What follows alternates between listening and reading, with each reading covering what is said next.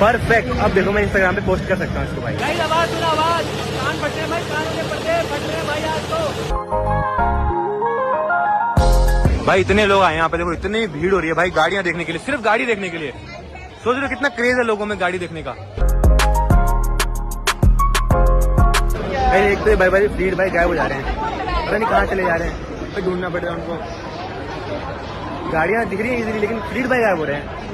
चलो भाई जो चीज हम टीवी में देखते थे आज सामने से देख ली सारी गाड़ियाँ। गाइस ये वाली अपन देखो कितनी प्यारी लग रही है यार। भाई लोग देखो मस्त यहाँ बैठ के चिल कर रहे हैं।